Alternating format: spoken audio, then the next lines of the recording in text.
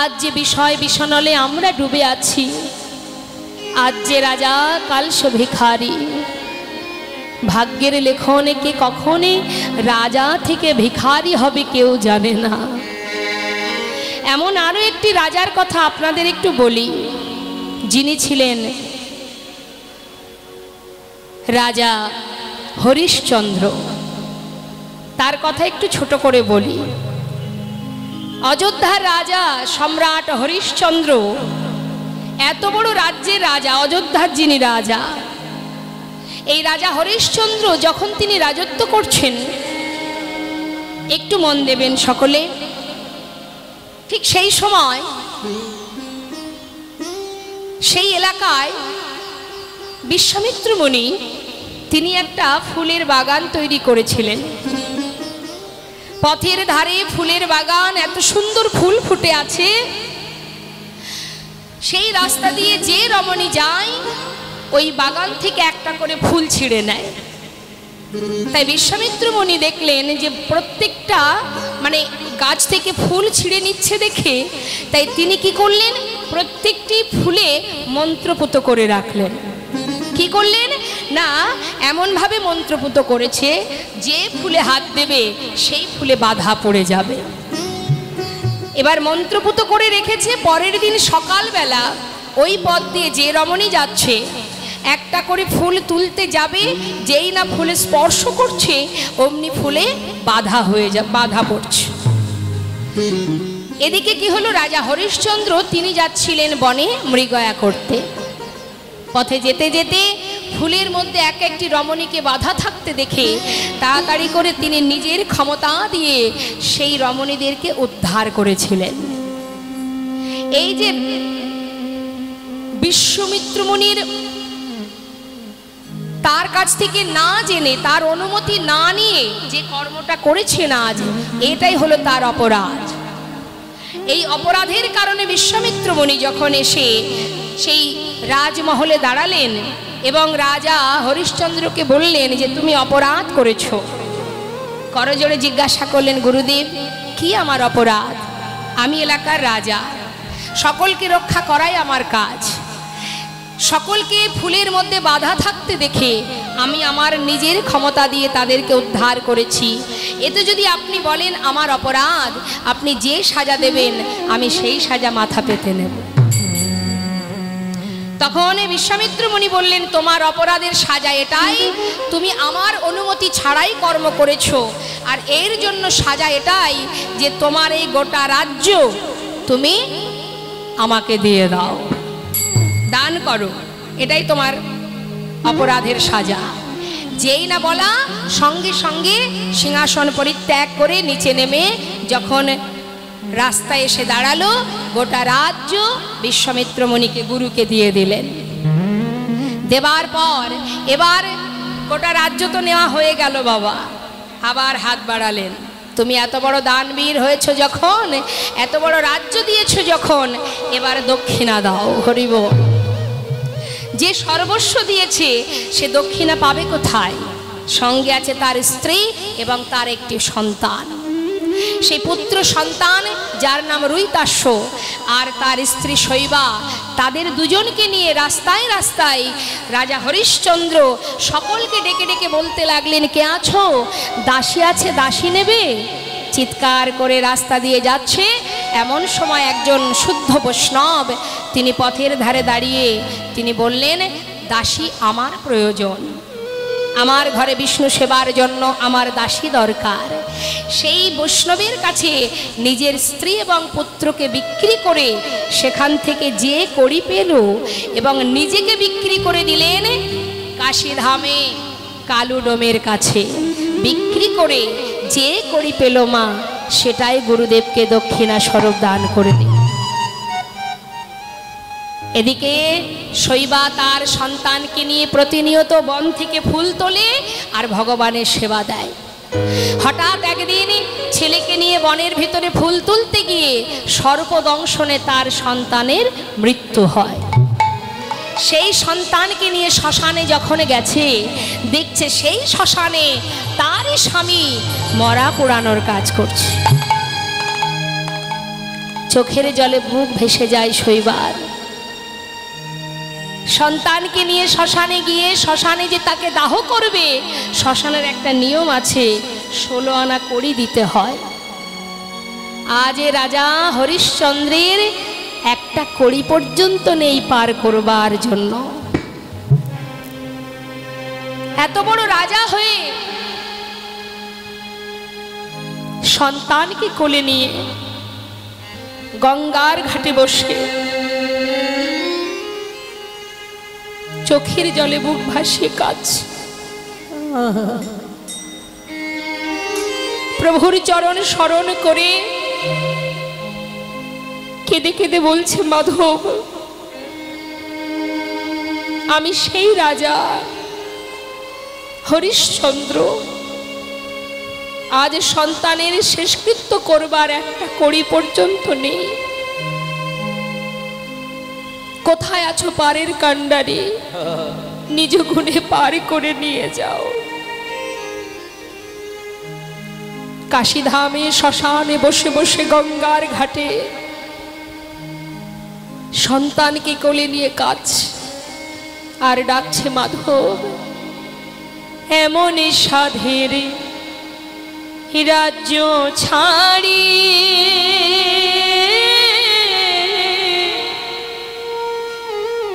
মাধব হলাম আমি দিন ভিখারি রে।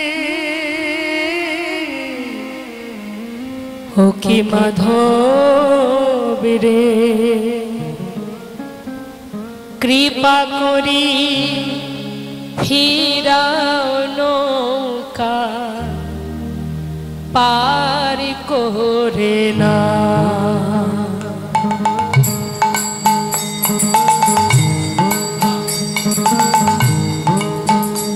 ওগো এমন সাধের রাজ্য ছাড়ি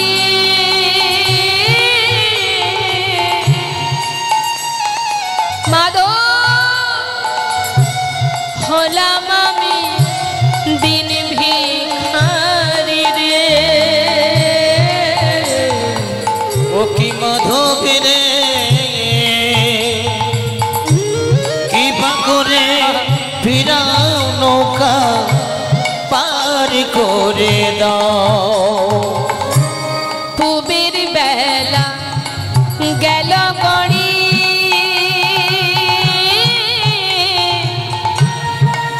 মাধব নাই গো আমার পারের কড়ি রে। মাধব গো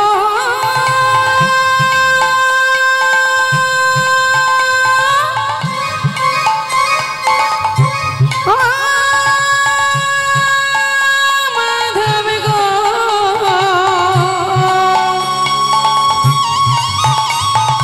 মাধব গো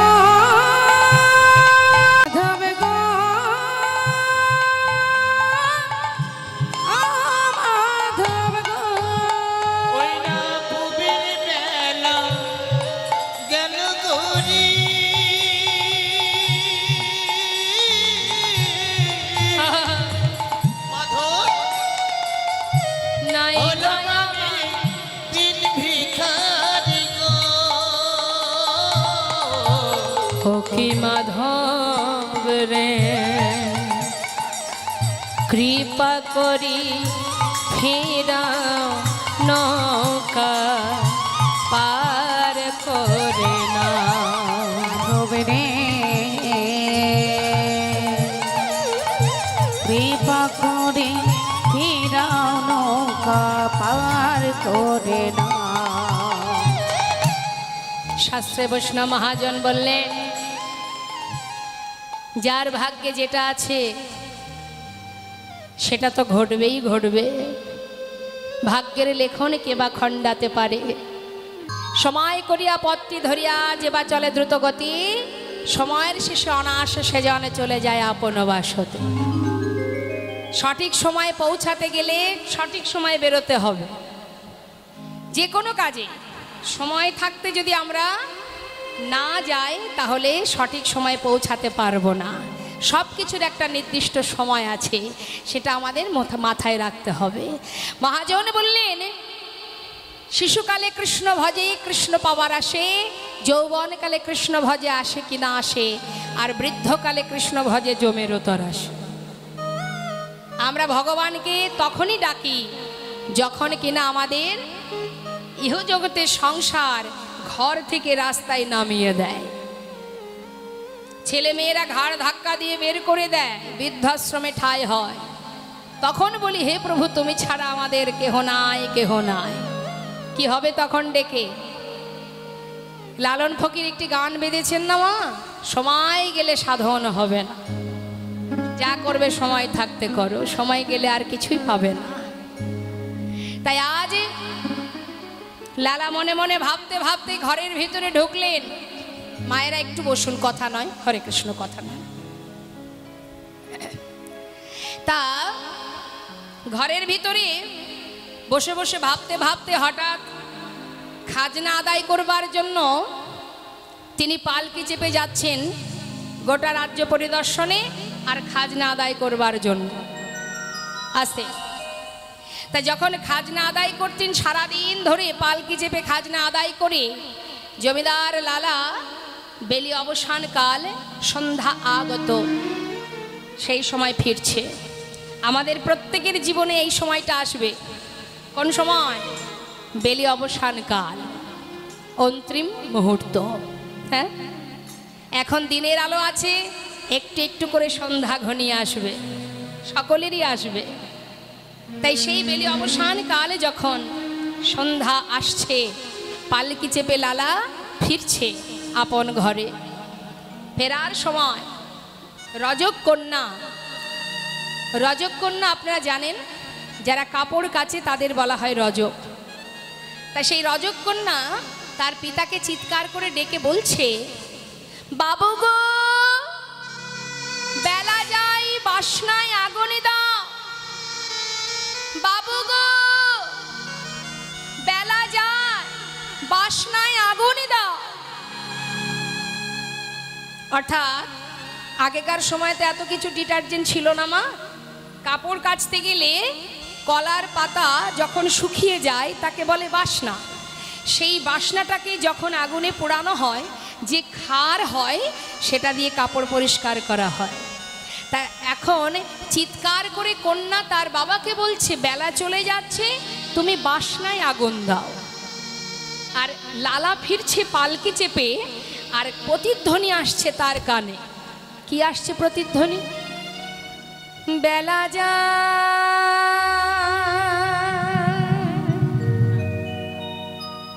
বেলা যা,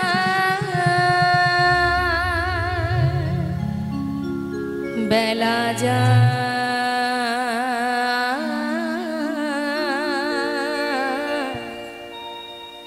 বেলা যা, বেলা যায়,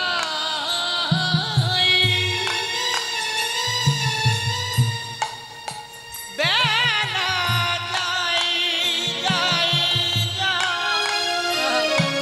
বেলা যায়, বেলা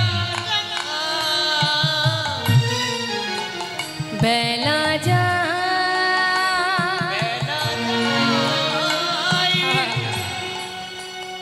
বেলা যা, বেলা যা, বেলা যা,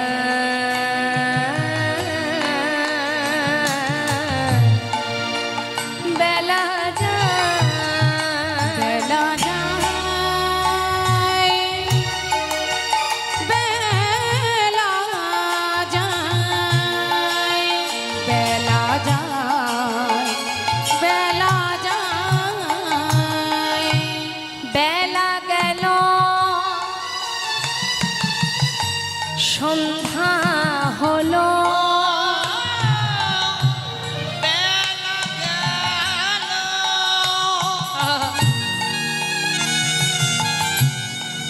আমাদের সন্ধ্যা হলো, ফিরে এসো তা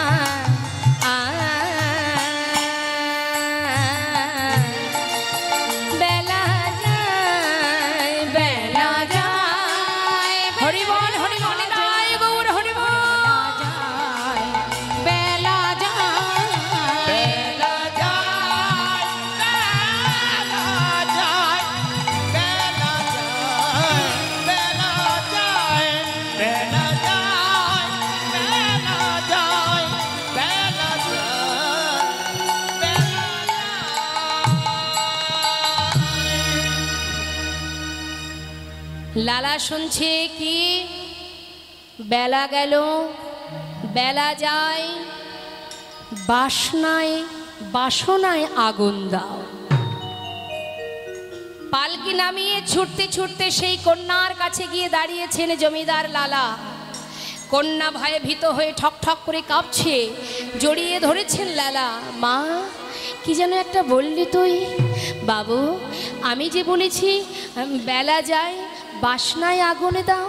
না না, তুই তো একথা বলিসনি মা, আমি যে অন্য কিছু শুনেছি তোর মুখে। তুই যেন বললি বেলা যায় বাসনায় আগুন দাও। ঠিকই বলেছিস। কামনা বাসনার পিছনে ছুটতে ছুটতে আয়ুরবি পশ্চিম দিকে ঢলে পড়ছে। কখন চলে যাবে সময় জানি না। বিষয়ের পিছনে ছুটতে ছুটতে আমার যে কৃষ্ণ ভজন হলো না মা। আজ তুই আমার চৈতন্য ফিরিয়ে দিয়েছিস, আমি আর থাকবো না। ছুটতে ছুটতে লালা নিজের ঘরে ফিরে গেল। লক্ষ্য করে দেখুন, সত্য ত্রেতা দাপর কলি ভগবানের বামে যিনি বসে আছেন, স্বয়ং লক্ষ্মী, প্রেমময়ী রাধা রানী, গৌরহরির বামে যিনি আছেন মা বিষ্ণুপ্রিয়া, এবং প্রভু রামচন্দ্রের বামে মা সীতা, তাদের কষ্টের কথাটা একবার চিন্তা করুন। ভগবানের সহধর্মিণী হয়ে সারা জীবন তাদের চোখের জলে বুক ভাসিয়ে কাঁদতে হয়েছে। তাই তো শাস্ত্রে বলছেন, অবতার শ্রীরামচন্দ্র মা জানকীর পতি, তার হইল বনবাস, রাবণে করে দুর্গতি। আগুনেও পুড়িল না, আগুনেও পুড়িল না, কপালের কি লেখা কাহার সমান নাহি যায়। ও গো চিরদিন কাহার সমান নাহি যায়। আজকে যে রাজা ধীরাজ, আজকে যে রাজা ধীরাজ, কাল সে ভিক্ষা চায়। কাহার সমান নিতাই গৌর হরি মন হরি মন। ও গো চিরদিন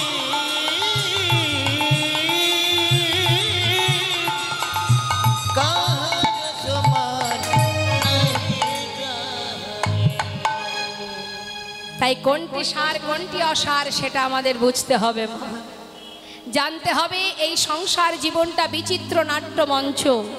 যাদের জন্য তোমার গোনাদিন ফুরিয়ে যাচ্ছে তারা তোমার কেউ নয়, কেউই নয়। কাতবকান্তা কাস্তে পুত্র, যত সময় কর্ম আছে, যত সময় ক্ষমতা আছে, তত সময় তোমার পাশে অনেক বন্ধু পাবে।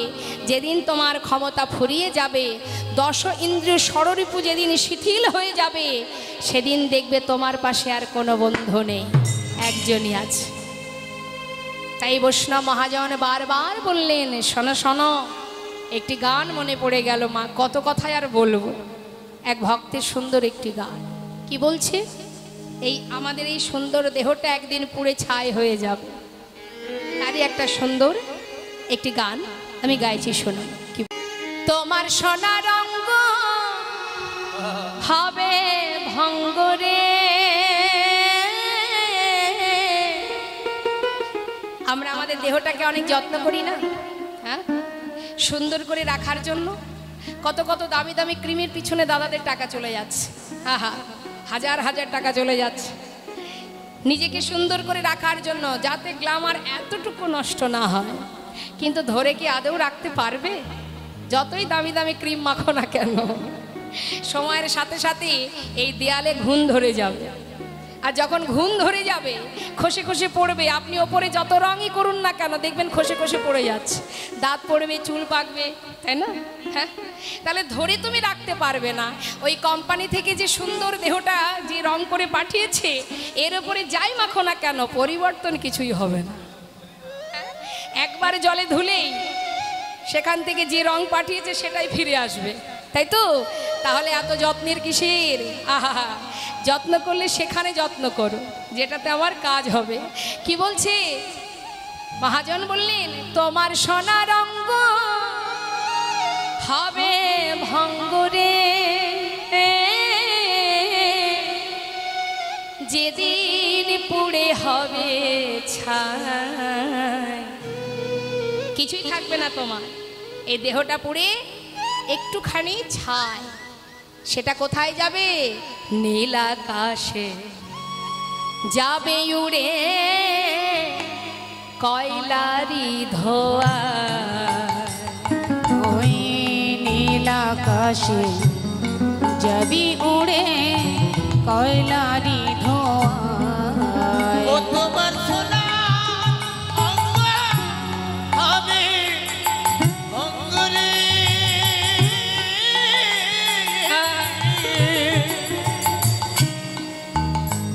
ও গো দিন পুরে হবে ছাই। নীল আকাশে যাবে মিশে কয়লারে ধোঁয়ায়। হরিবল। সেদিন নীল আকাশে যাবে মিশে কয়লা ধোঁয়ায়। কি করবে গো? জ্বালবে আগুন খুঁজে খুঁজে। দেখবেন আগুন জ্বালানোর সময় খুঁজে খুঁজে জ্বালাবে, তাতেও যদি না হয় কি করবে? দেখো মারবে বাড়ি হাড়ের গিঠে রে, জ্বালবে আগুন খোঁজে খোঁজে আর মারবে বাড়ি হাড়ের গিঠে রে। সেদিন পিঠের চামড়া যাবে ফেটে রে, সেদিন পিঠে যাবে ফেটে রে। মামা আস্তে। আমরা বেঁচে থাকাকালীন যদি এতটুকু অঙ্গে আঁচল লাগে তখন কি হয়? সবাই ছুটে আসে, বা কারোর কিছু হলে আমরা ছুটে যাই, তাই না? এতটুকু যদি অঙ্গে আঁচল লাগে ছুটে এসে সবাই আমাদের আদর ভালোবাসা দিয়ে যত্ন করে সুস্থ করে, হ্যাঁ? কিন্তু সেখানে যেদিন আমাদের অঙ্গে বাঁশের বাড়ি দিয়ে আঘাত করবে তখন কেউ আসবে? যতই তোমার কষ্ট হোক, কি সুন্দর বলছেন দেখুন, বললেন হাত বুলাবে কে আর গায়, নীল আকাশে যাবি উড়ে, কয়লারি ধোঁয়া। সেদিন নীল আকাশে যাবে মিশে কয়লা ধোঁয়ায়। আর কি করবে? স্ত্রী পুত্র পুকুর ঘাটে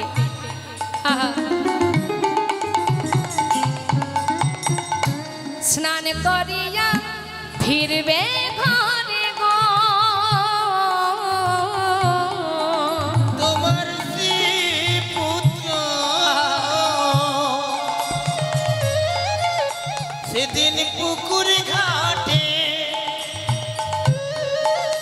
তারা স্নান করিয়া ফিরবে ঘরে গো।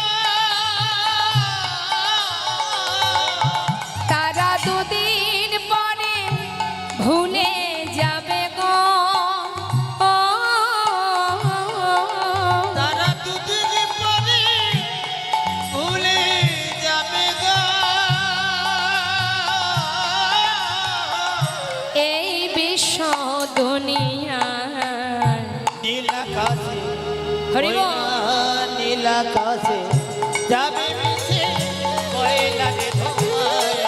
আরে নীল আকাশে যাবি উড়ে, কয়লারি ধোঁয়া।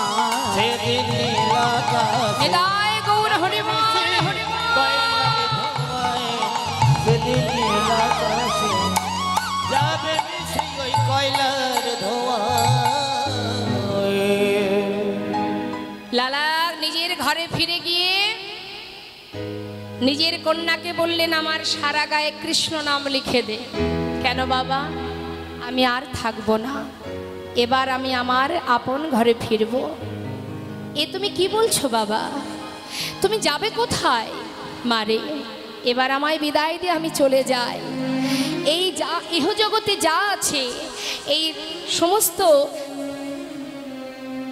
ধন ঐশ্বর্য যা কিছু আছে, জমিদারি ধন ঐশ্বর্য সব কিছু তোদের কাছে রইল। তোরা থাক, তোরা ভালো থাক, এবার আমাকে যেতে দে। লালা কি করলেন মা? সারা গায়ে কৃষ্ণ নাম লিখে সর্বস্ব পরিত্যাগ করে এবার কৃষ্ণ কৃষ্ণ বলতে বলতে চললেন বৃন্দাবনের পথে। কেউ জানে না, জানে কে? তার একমাত্র কন্যা সুমতি। চললেন 1 মাস 2 মাস পার হয়ে গেল। লালা এত বড় জমিদার হয়েও সর্বস্ব ছেড়ে আপন ঘরের সন্ধানে আপন মানুষের কাছে, আপন জনার কাছে যাবার জন্য ছুটলেন বৃন্দাবনে। বৃন্দাবনে যখন এসে পৌঁছালেন তখন সন্ধ্যা আগত। রাত্রিটা কোনো রকমে অতিবাহিত করে সকাল হবার সাথে সাথে গোবিন্দ কুণ্ডের পাড়ে বালুরাশিতে সে নিশি যাপন করলেন। সকালবেলা যেই না চোখ খুলেছে, হঠাৎ দেখছে বৃন্দাবনের ব্রজমাইরা সকলে মাথায় করে ডালা সাজিয়ে সারিবদ্ধ হয়ে যাচ্ছে।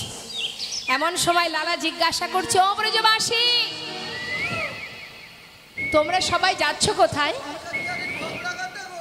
বাকে বিহারীর ভোগ দিতে আমাকে নিয়ে যাবে? কেন নিয়ে যাব না? চলো যাও আমার সঙ্গে। তাহলে একটা নিয়ম আছে। কি নিয়ম? না, আমরা সবাই মিলে যে নাম গাইতে গাইতে যাব, তুমিও কিন্তু সেই নাম করতে করতে যাবে। ঠিক আছে, বেশ তাই হবে। এবার সমস্ত ব্রজমাইরা যাচ্ছে গাইতে গাইতে, আর লালা পিছনে পিছনে আসছে। কি গাইছে ব্রজমাইরা? রাধে রাধে রাধে রাধে রাধে রাধে বল বল। রাধে রাধে রাধে রাধে রাধে রাধে বল বলো। রাধে রাধে রাধে রাধে, সবাই বলবেন রাধে রাধে বল।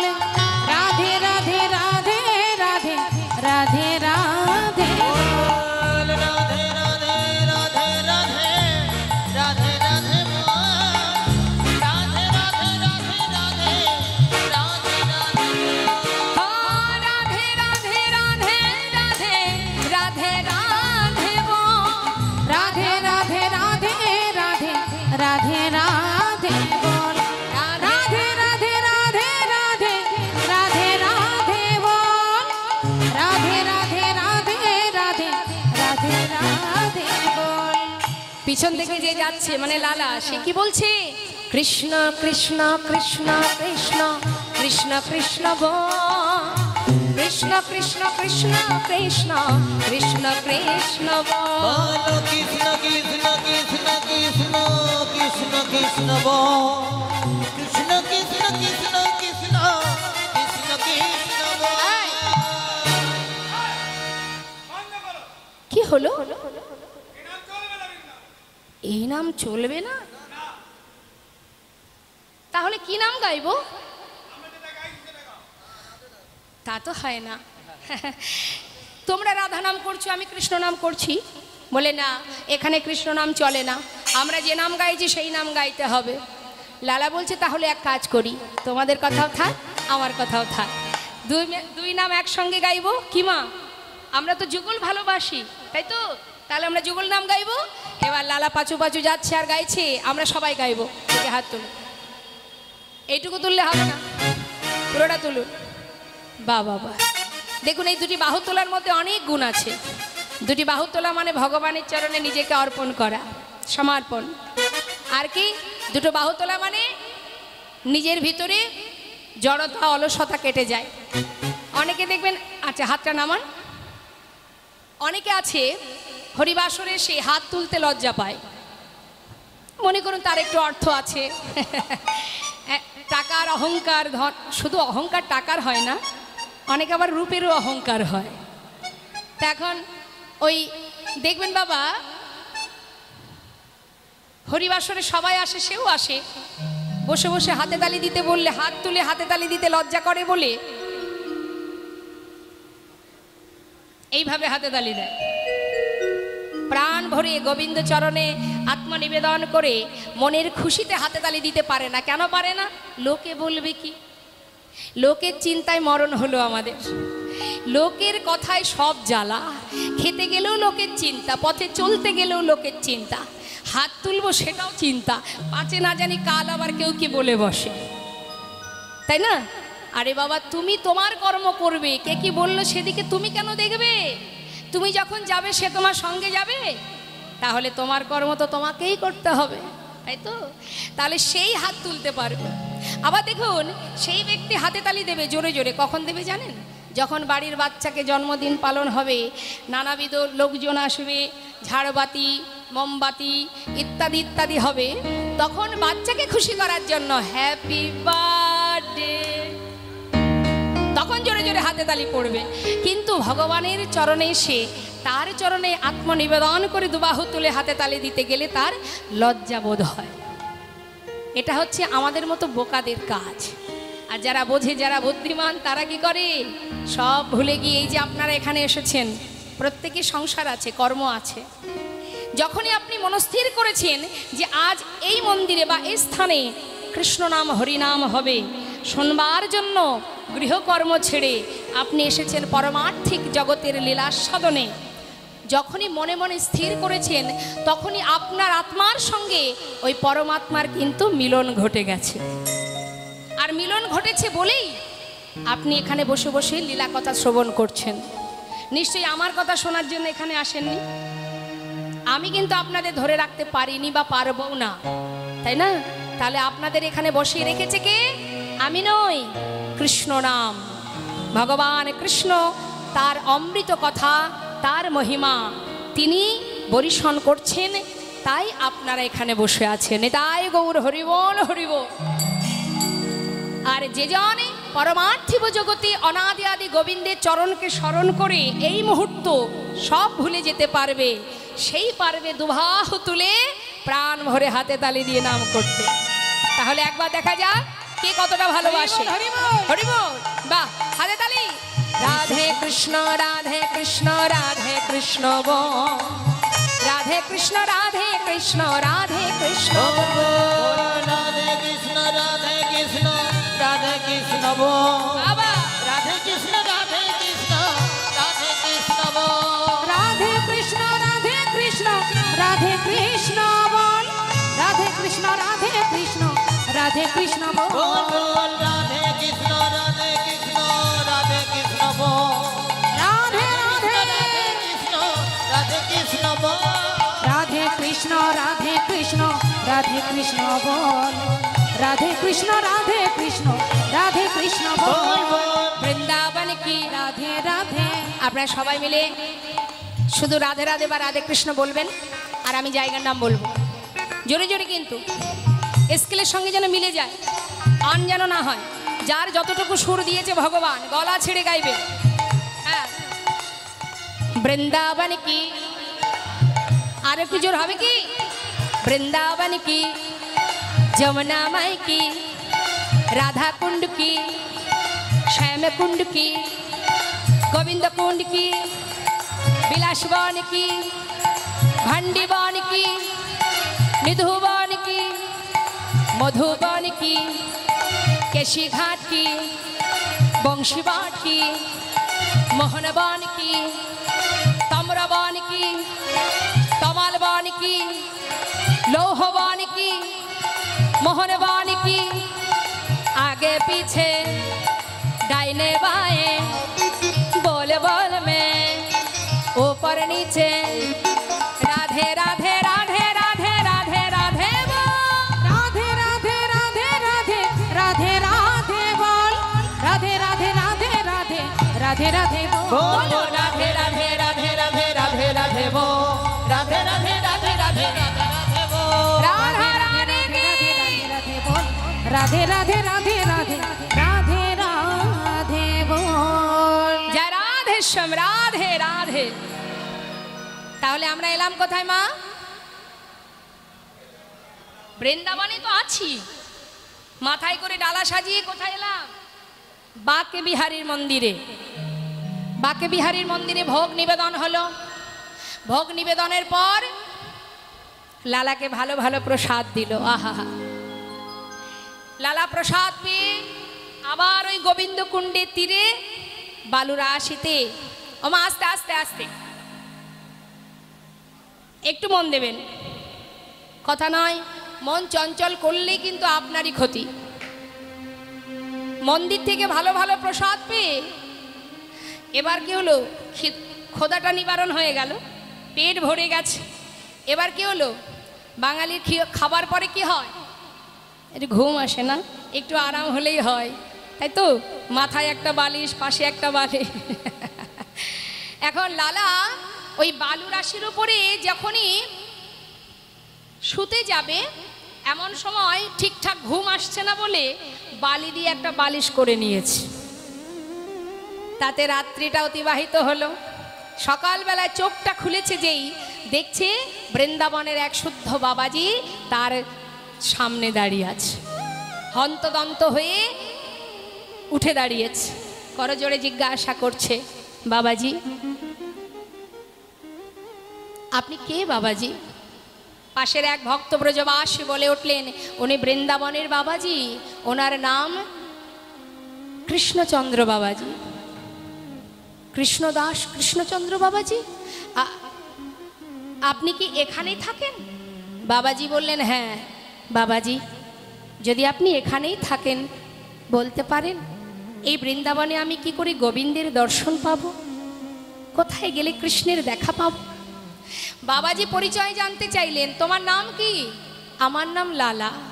লালা, তুমি কি সেই মুর্শিদাবাদের মস্ত বড় জমিদার? বাবাজি, ছিলাম, এখন আর নই। বাবাজি একটিবার আমাকে বলে দিন আমি কেমন করে গোবিন্দের দেখা পাবো? বাবাজি জিজ্ঞাসা করলেন, তোমার কি দীক্ষা হয়ে গেছে? না, দীক্ষা যদি না হয় তাহলে তুমি আশ্রয় না করলে তো বিষয় পাওয়া যাবে না। আগে আশ্রয় করতে হবে, গুরুচরণ আশ্রয় করো। যেই না বলা, ছুটে গিয়ে বাবাজি চরণটা জড়িয়ে ধরলেন লালা। বাবাজি তাই যদি হয় তোমার চরণ শরণ নিলাম, সাধুর চরণ ধরি কয় লালা কৃপা করি, সাধুর চরণ ধরি কয় লালা কৃপা করি। তখন সাধুর চরণে ধরি কয় লালা কৃপা করি। অধমেরে কর এই ভিক্ষা, অধমেরে কর এই ভিক্ষা। অবিষ্ট ধন পাইবারে ঘর ছেড়ে এসেছি ঘরে, অবিষ্ট ধন পাইবারে ঘর ছেড়ে এসেছে ঘরে। ফিরিব না কৃপা করে দাও মোরে দীক্ষা, ফিরিব না কৃপা করে দাও মোরে দীক্ষা। আমি ফিরিব না কৃপা করে দাও মোরে দীক্ষা। ঘর ছেড়ে এসেছি ঘরে, ঘর ছেড়ে এসেছি ঘরে, ঘর ছেড়ে এসেছি ঘরে, ঘর ছেড়ে এসেছি ঘরে। অবিষ্ট ধন পাইবারে ঘর ছেড়ে এসেছি ঘরে, অবিষ্ট ধন পাইবারে ঘর ছেড়ে এসেছি ঘরে। ফিরিব না কৃপা করে দাও মোরে দীক্ষা। ফিরিব না কৃপা করে দাও মোরে দীক্ষা। আমি ফিরিব না কৃপা করে দাও মোরে দীক্ষা। তাহলে তোমার চরণ শরণ নিলাম, তুমি দীক্ষা দাও। সেই বাবাজি বলে উঠলেন, শোনো লালা, তোমার দীক্ষা দেওয়ার সময় এখনো হয়নি, সময় হলে আমি নিজে এসে তোমায় দীক্ষা দিয়ে যাব। হরি বল। এখানে যত ভক্ত আছেন আপনাদের কাছে একবার জিজ্ঞাসা করি, দীক্ষা শিক্ষা সকলে নেওয়া হয়েছে? বাহ, খুব সুন্দর। যাদের এখনো হয়নি অবশ্যই গুরু কৃপা লাভ করুন এবং গুরুদেবের দেওয়া মন্ত্র জপ করুন। গুরুদেবের হাতের তুলসীর মালা, যেটা যারা কৃষ্ণমন্ত্র দীক্ষিত হন তাদেরকে গুরুদেব অবশ্যই তুলসীর মালা পরাবেন। সেটা কখনো খুলবেন না। কারণ গুরু কৃপা আপনি লাভ করেছেন, তাই তুলসীর মালা আপনি খুলবেন না। তুলসীর মালা কণ্ঠে পরিধান করে তবেই যদি গোবিন্দ সেবা দেন, আপনার হাতে সেবা তিনি গ্রহণ করবেন। আর তুলসীর মালা না পরলে ভগবান যেমন তুলসী ছাড়া কিছু সেবা করেন না, আমরা সবাই জানি। তা সেবাটা দেবে কি? আপনি দেবেন। তো আপনি যখন সেবা দিতে যাবেন, আপনার অঙ্গে যদি তুলসী না থাকে, ভগবান আপনাকেই গ্রহণ করবেন না। তুলসী ছাড়া তিনি কোনো কিছুই গ্রহণ করেন না। তাই মা, আজ যখনই চরণ ধরেছে, বাবাজি বললেন তোমার সময় হয়নি, সময় হলে আমি দীক্ষা দিয়ে যাব। কিন্তু শোনো লালা, বালি দিয়ে বালিশ তৈরি করে ঘুমিয়ে আছো, সেই জমিদারি সুখ স্বাচ্ছন্দ্য এখনো নিশ্চয়ই ভুলে যাওনি। যেই বলা সঙ্গে সঙ্গে দুহাত দিয়ে সেই বালিশটি ভেঙে ফেললেন। লালা, এইভাবে মন্দিরে মন্দিরে প্রসাদ পাবে আর বালির বিছানায় ঘুমাবে, এইভাবে তো আর গোবিন্দের কৃপা পাওয়া যাবে না। যদি কৃষ্ণ কৃপা পেতে হয়, এই বৃন্দাবনে তুমি কর্ম করতে পারবে। কি কর্ম? প্রতিনিয়ত মন্দিরে গিয়ে প্রসাদ পেয়ে নিজের জীবন কাটালে হবে না। কর্ম করো, নিজে ভিক্ষার ঝুলি কাঁধে নিয়ে দাঁড়ে দাঁড়ে ভিক্ষা করো, আর ভিক্ষা করে তবেই সেবা করো। পারবে? পারবো। নাও তাহলে, ধরো ধরো লালা ভিক্ষার ঝুলি কাঁধে, ধরো ধরো লালা ভিক্ষার ঝুলি কাঁধে, তুমি ধরো ধরো লালা,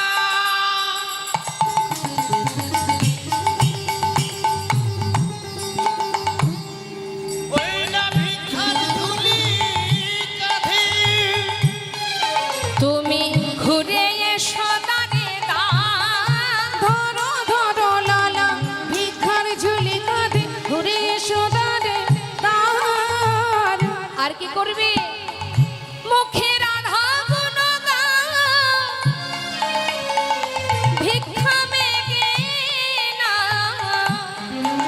কৃষ্ণ পদ কর সার। মুখে রাধা গুণ গাও।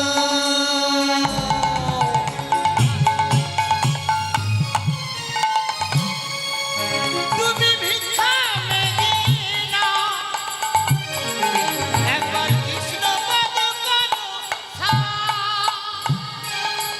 ও লালা, তুমি দাঁড়ে দাঁড়ে ভিক্ষা করো, দাঁড়ে দাঁড়ে ভিক্ষা মেঘে আনো, মুখে রাধা রাধা নামে করো, আর দাঁড়ে দাঁড়ে ভিক্ষা মেগে আনো। রাধা গুণগান করো, দাঁড়ে দাঁড়ে ভিক্ষা মেঘে আনো। মুখে রাধা গুণ গাও, ভিক্ষা মেগে নাও, কৃষ্ণ পদ করো সার।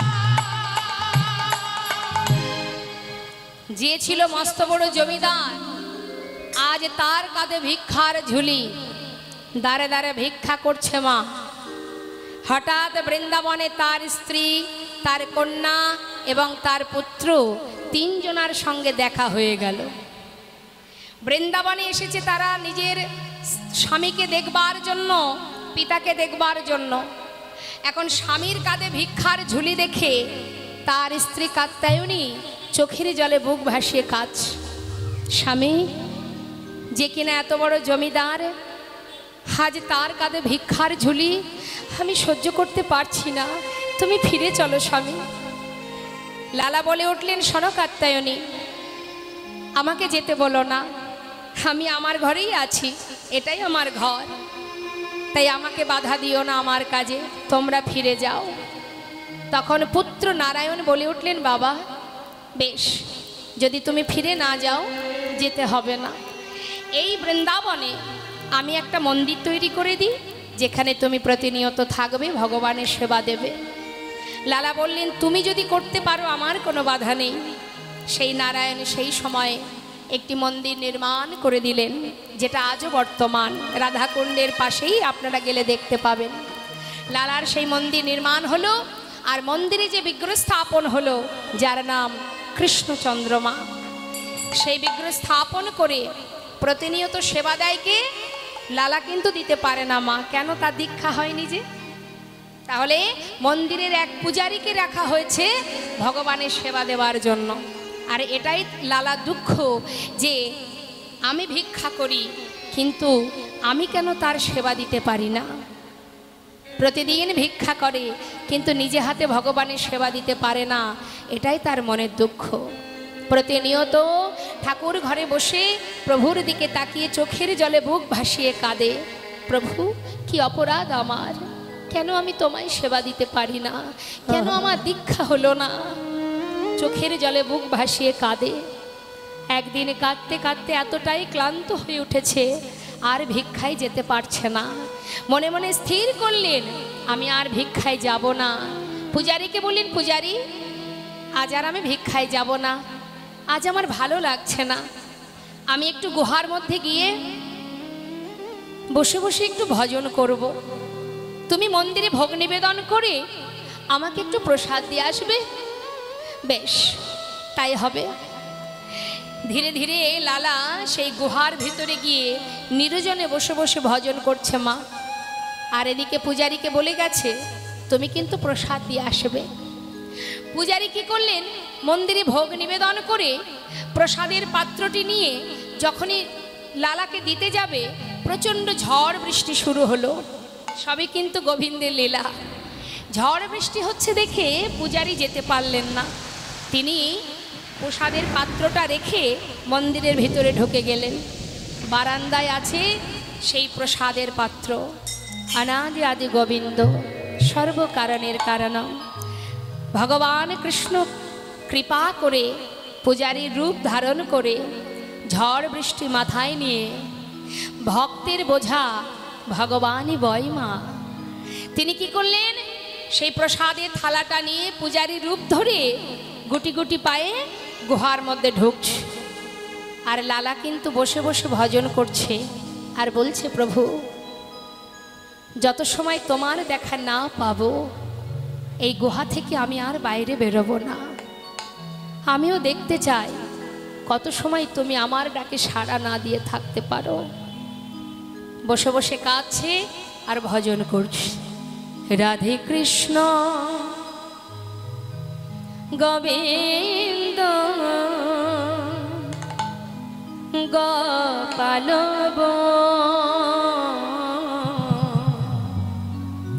রাধা রমণ হরে হরি হরি বল।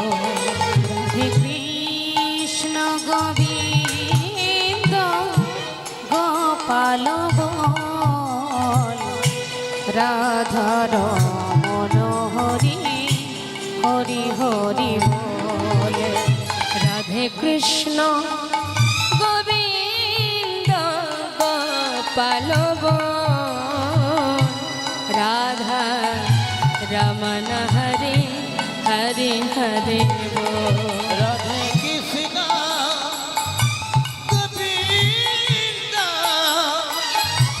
গোপাল বল বল, রাধা রমণ হরি হরি হরি বল। গিরিধারি গোবর্ধন ধারি আর গিরিধারি বল, গোবর্ধন ধারি বল। গিরিধারি গোবর্ধন ধারি রাধা রমণ হরে কৃষ্ণ কৃষ্ণ রাধা রমণ হরে কৃষ্ণ কৃষ্ণ বল। মদন গোপাল জয় নন্দন আর মদন গোপাল জয় নন্দলাল। আর শ্রীনন্দের নন্দন হরে কৃষ্ণ গোপাল। শ্রীনন্দের নন্দন হরি কৃষ্ণ গোপাল। তুমি রাধা না জগতের না,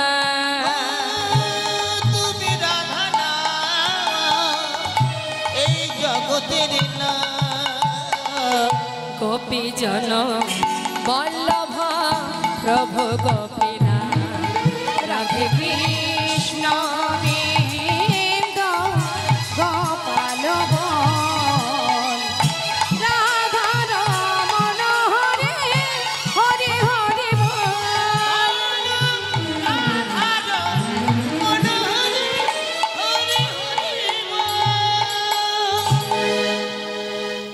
ভগবান ভক্তের বদনের ভজন গান শুনতে শুনতে গুহার মধ্যে ঢুকলেন। লালা, কে? আমি পূজারি। তুমি প্রসাদ খাবে না? এই নাও প্রসাদ এনেছি। লালা কিন্তু প্রসাদ নিলেন মা, কিন্তু চিনতে পারলেন না যে গোবিন্দ তার সামনে দাঁড়িয়ে আছে। প্রসাদ খাওয়া হলো, চলে গেলেন আবার পুনরায় প্রভু। চলে যাবার পর এবার প্রকৃত যে পূজারি, ঝড় বৃষ্টি বন্ধ হয়েছে দেখে যেই না মন্দির থেকে বাইরে বেরিয়েছে, দেখছে প্রসাদের পাত্রে প্রসাদ নেই। গেল কোথায় প্রসাদ? ভাবছে কোনো ভক্ত এসে হয়তো নিয়ে গেছে। ঠিক আছে, মন্দিরে তো আরও আছে, এটাই না হয় দিয়ে আসি। এই ভেবে প্রসাদ পাত্রে নিয়ে এবার গুহার মধ্যে ঢুকেছে। ঢুকে ডাকছে, লালা, কে? আমি পূজারি। তুমি প্রসাদ খাবে বলেছিলে না? এই নাও প্রসাদ ধরো। প্রসাদ? আমি তো খেয়েছি। খেয়েছো? কে দিল তোমায়? কেন? তুমি তো এসেছিলে। আমি? না না, আমি তো আসিনি লালা। কি বলছো তুমি? তোমারই মতো দেখতে, তোমারই মতো কণ্ঠস্বর, তোমারই মতো পোশাক পরা, তুমিই তো এলে, আমাকে বললে আমি পূজারি, আমার প্রসাদ খেয়ে নাও। আমি প্রসাদ খেলাম, তারপরে তুমি চলে গেলে। লালা, আমার মতো দেখতে, আমার মতো কণ্ঠস্বর, সে এসেছিল তোমার কাছে। বিশ্বাস করো লালা, আমি কিন্তু আসিনি। তবে কে এলো? লালা, এখনো তুমি চিনতে পারছো না? এখনো বুঝতে পারছো না কে এসেছিল তোমার কাছে? পূজারি, কি বলছো তুমি? আমি কিছুই বুঝতে পারছি না। কে এসেছে আমার কাছে? একটিবার খুলে বলো। পূজারি বলছে, লালা, এখনো বুঝতে পারলে না? আমি তো আসিনি লালা। মিছে কেন পুছো মোরে, আমার বলা কিছুই না। মিছে কেন পুছো মোরে, আমার বলার কিছুই নাই। যে যা করে করান তিনি, সবার অন্তরে সে যে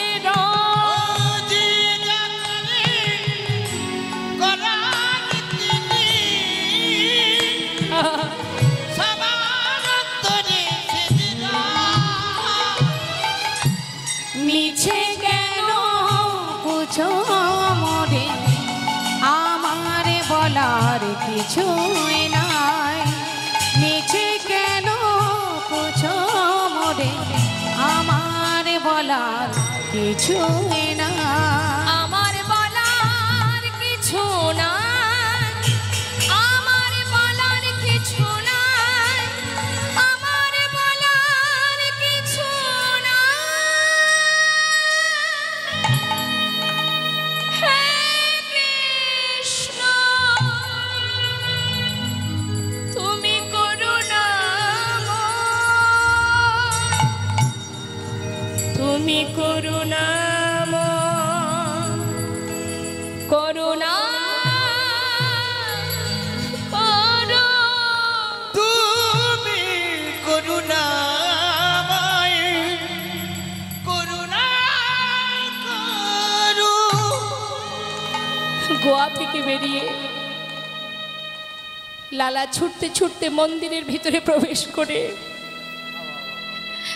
ভগবান বিগ্রহের সম্মুখে বসে নয়নের জলে মুখ ভাসিয়ে কাঁদছে।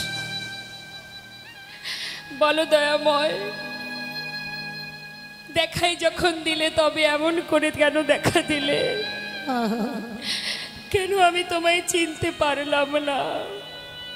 কেন তুমি আমার সঙ্গে এমন খেলা খেলছো প্রভু? কি অপরাধ আমার? কেন তোমায় দেখা পেলাম না আমি? বলো না মোরে, খাদাইছো কেন,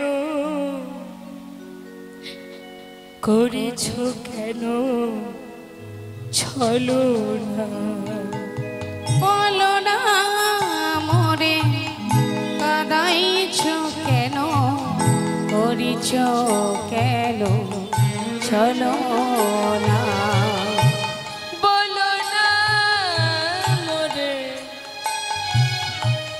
কাদাইছো কেন, করিছো কেন ছলো না? বলো না মোরে, কাঁদাইছো কেন, করিছো কেন চলো না?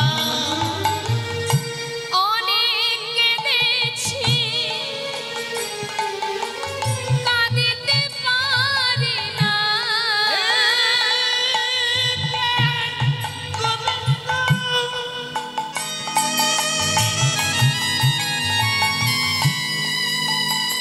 তুমি একবার করুণা করো,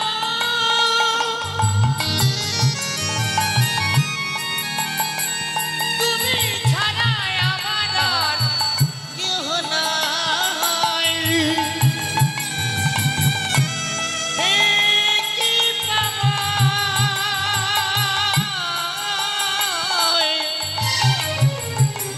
করুণা। অনেক কেঁদেছি আর কাঁদিতে পারি না। প্রভু দেখা কি মরে দেবে না? করেছো কেন চলো না? বলো না মোরে, কাঁদাইছো কেন, করেছো কেন চলো না? বলো না মোরে, কাঁদাইছো কেন, করেছো কেন চলো না? মন্দির থেকে বাইরে বেরিয়ে ছুটতে ছুটতে সেই বাবাজির কাছে গিয়ে বাবাজি চরণটা জড়িয়ে ধরে লালা প্রশ্ন করলেন, বাবাজি আজ তোমায় বলতে হবে কি কারণে তুমি আমায় দীক্ষা দিচ্ছ না? কি অপরাধ আমার? বাবাজি বললেন, লালা এখনো সময় হয়নি, ফিরে যাও। বাবাজি কেন সময় হয়নি? কি অপরাধ আমার? আজ যত সময় তুমি না বলবে আমি তোমার চরণ ছাড়ব না। বলো বাবাজি কেন দীক্ষা দিচ্ছ না আমায়? লালা,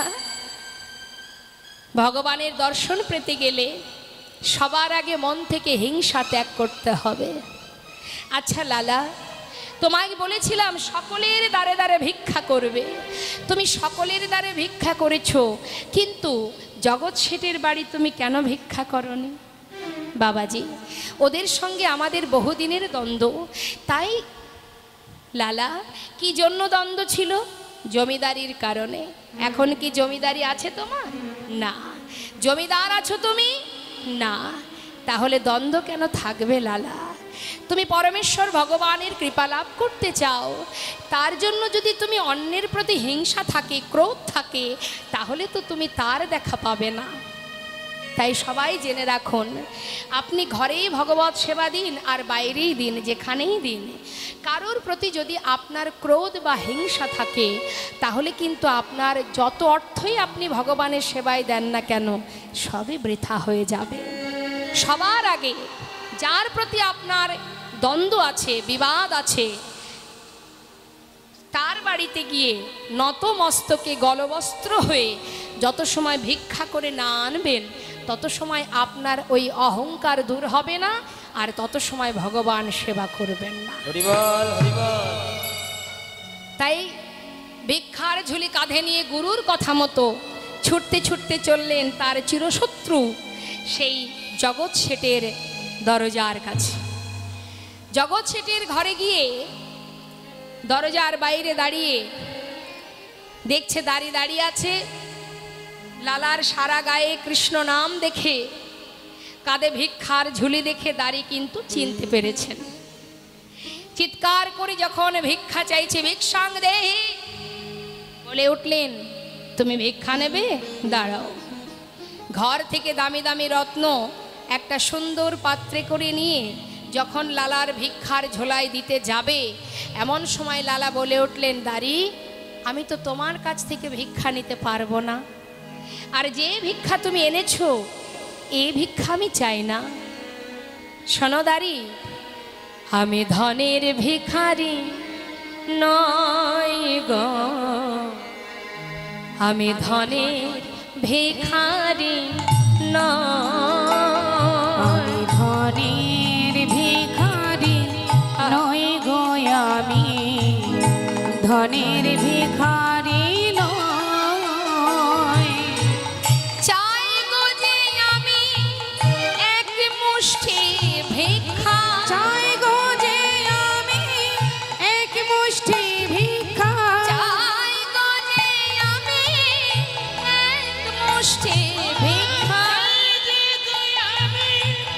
এক মুষ্টি ভিক্ষা, তাই দোয়ারে দাঁড়ায়ে রই গো, আমি ধনের ভিখারি নই গো, আমি আমি ধনের ভিখারি নই, আমি ধনের ভিখারি নই, আমি ধনের ভিখারি নই, আমি ধনের ভিখারি নই।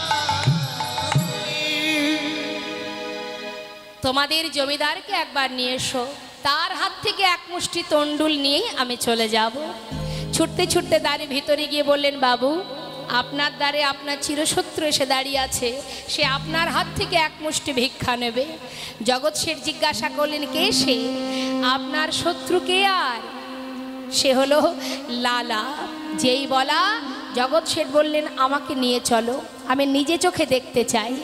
ছুটতে ছুটতে জগৎ শেঠ দ্বারে এসে দাঁড়ালেন। মা দ্বারে এসে দাঁড়িয়ে দেখছেন কি, লালার সারা গায়ে কৃষ্ণ নাম, চোখে কৃষ্ণ প্রেমের বাড়ি, বদনে কৃষ্ণ নাম, কাঁধে ভিক্ষার ঝুলি। এক দৃষ্টিতে তাকিয়ে আছে, চিন্তা করছে এটা আবার কোনো ছলনা নয় তো, আমার সঙ্গে আবার কোনো ছলনার আশ্রয় নিয়ে আমার ক্ষতি করবার জন্য আসেনি তো।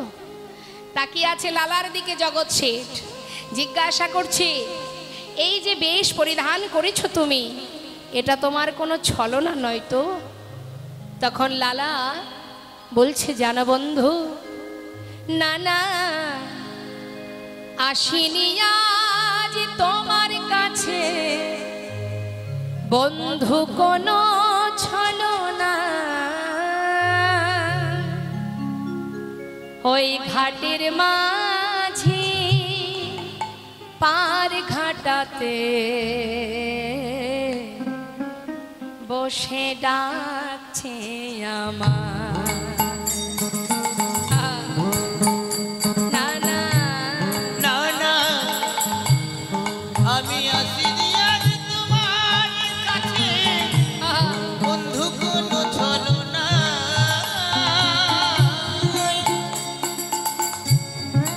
ঘাটের মাঝি পার ঘাটেতে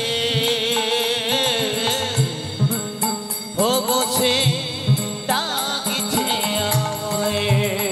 ও বন্ধু গো,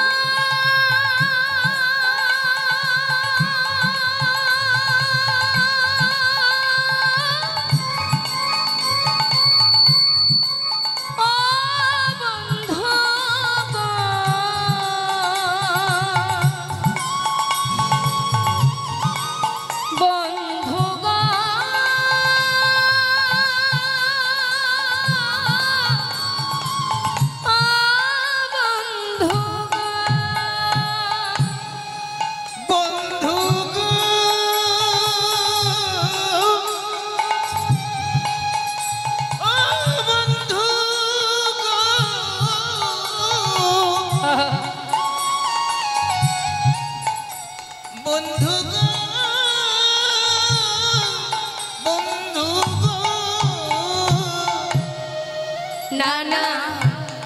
আসিনি আজ তোমার কাছে বন্ধু কোনো ছলনায়,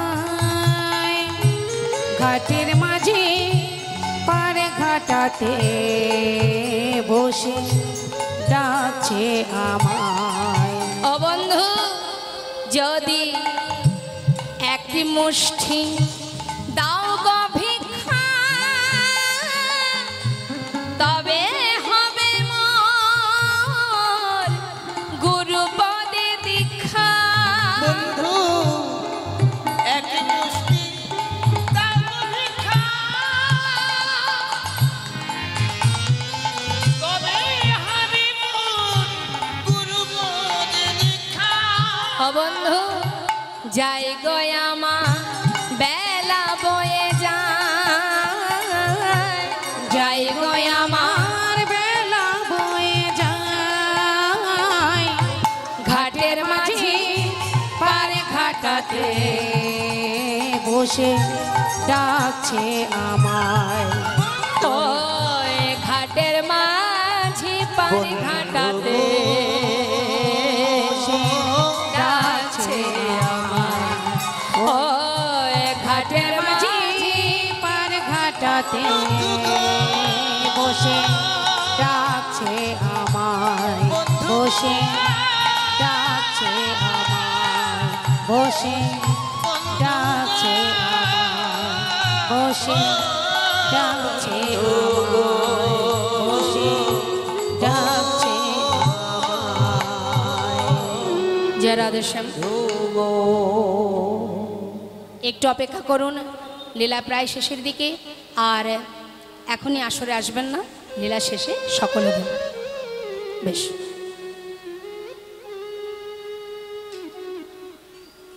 কি হলো মা? এই কথা শোনা মাত্রই জগৎ শেঠ এক মুষ্টি তণ্ডুল সেই লালার ভিক্ষার ঝোলায় দিয়ে দিলেন। আর যেই না এক মুষ্টি তণ্ডুল পেয়েছে, আর কি সে থাকতে পারে?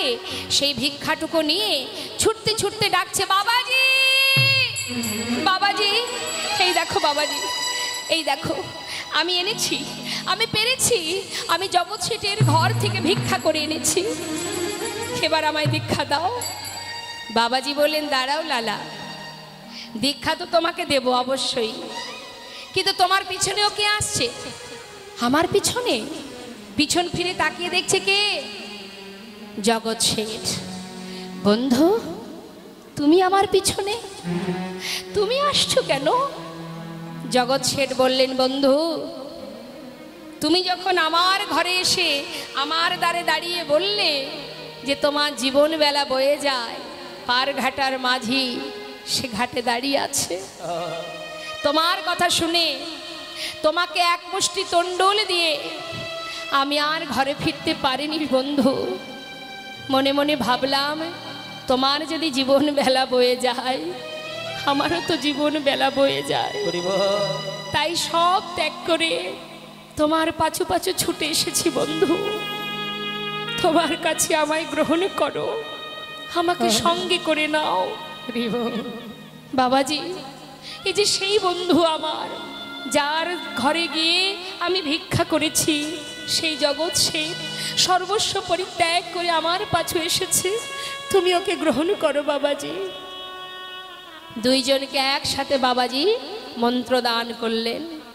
মন্ত্র পেয়ে প্রতিনিয়ত মন্দিরে ভোগ নিবেদন করে, ভিক্ষা করে, কিন্তু সাক্ষাৎ দর্শন পাওয়ার অপেক্ষায় তার দিন চলে যায়।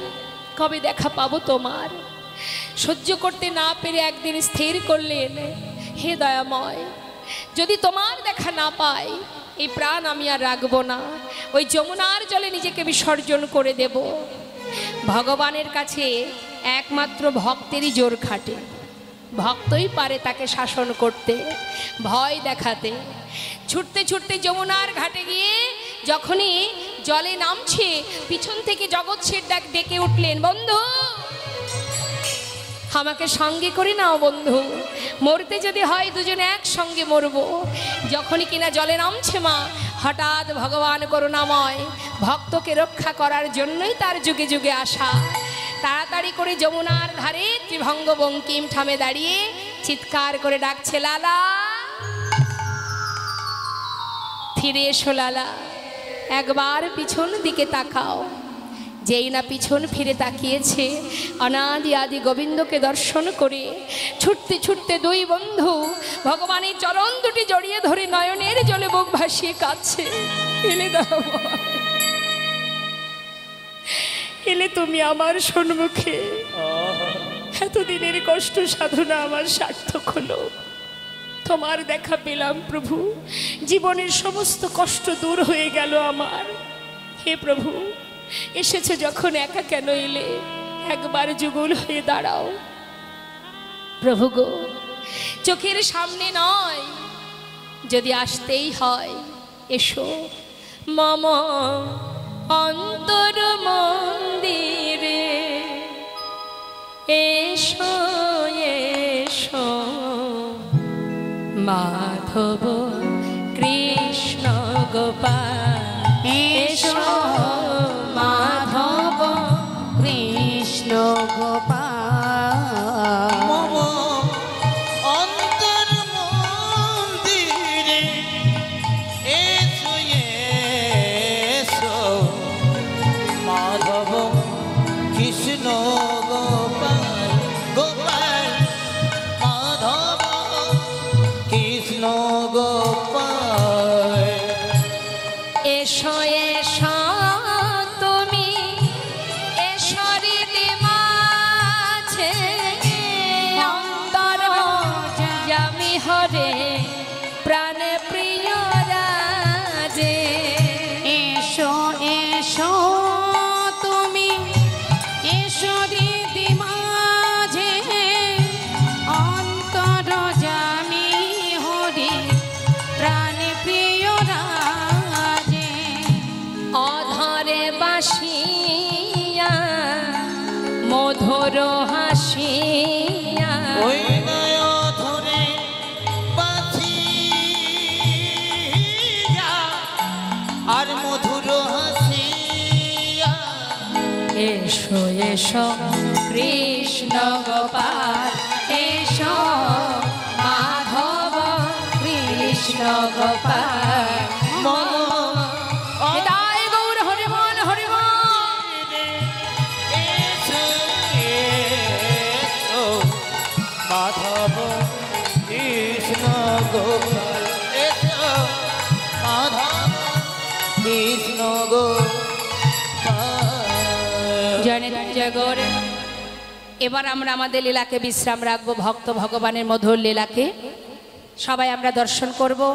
আর আমাদের মাতাজির ইচ্ছা দুটো ভজন আস্বাদন করবে, তো আমরা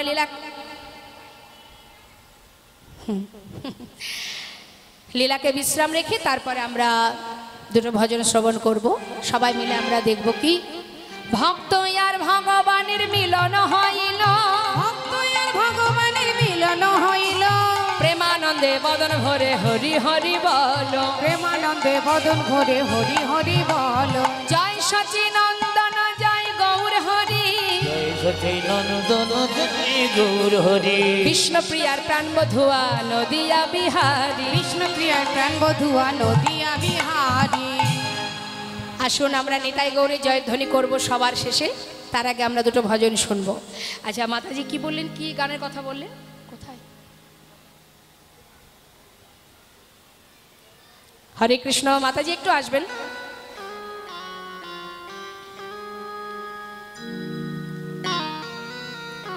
জয় নেতা জয় গৌর। ঠিক আছে, আমরা দুটো ভজন শুনে নিই।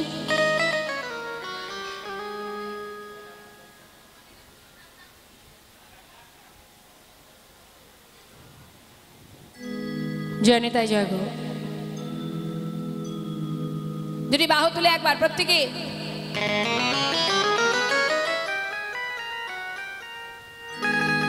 কৃষ্ণ বলে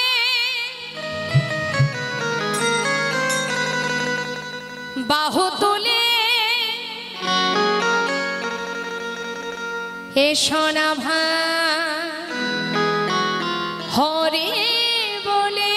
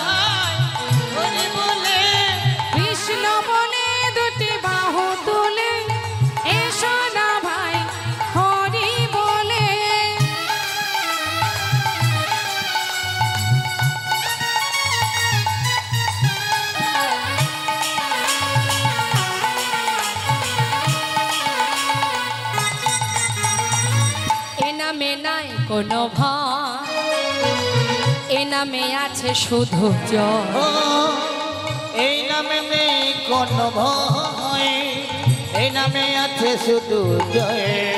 আর এ নামে নাই কোনো ভয়, এ নামে আছে শুধু জয়। এ নামে নাই কোনো ভয়, এ নামে আছে শুধু জয়। একবার বদন ভরে এই নামে গায়, বদন ভরে এই নাম গাও, বদন ভরে এই নামে গায়। বদন ভরে এই নাম গাও। বলো না কৃষ্ণ কৃষ্ণ নাম। কৃষ্ণ বলে দুটি বাহু তুলে এসো না ভাই, হরি বলে, হরি বল, হরি বল।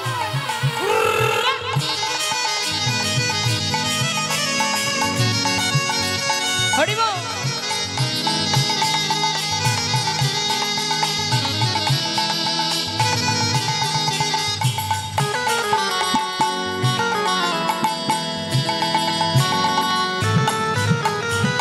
এ নামে নাই কোনো ক্লান্তি, এ নামে আছে শুধু ও শান্তি। এই নামে নেই কোনো ক্লান্তি, এই নামে আছে শুধু শান্তি। একবার বদন ভরে এই নামে গায়, বদন ভরে এই নাম গাও, বদন ভরে এই নামে গায়। বদন ভরে এই নাম গাও। বলো না কৃষ্ণ কৃষ্ণ নাম। কৃষ্ণ বলে দুটি বাহু বাহু তুলে এসো না ভাই, হরি বলে। সবাই মিলে হাত তুলে বাহ হরি বল। আহা চলে চল, আহা চলে চলে চল, মধুর বৃন্দাবনে চল। বলে বলে বল দুটো কৃষ্ণ কথা বল। তোরা চল চল চল মধুর বৃন্দাবনে চল, বল বল বল দুটো কৃষ্ণ কথা বল। বদন ভরে এই নাম গাও, বদন ভরে এই নাম গাও। বলো না কৃষ্ণ কৃষ্ণ নাম। কৃষ্ণ বলে দুটি বাহু তুলে এসো না ভাই, হরি বলে, এসো না ভাই, হরি বলে। এসো না ভাই, হরি বলে, হরি বলে। নিতাই গৌর হরি বল হরি বল হরি বল।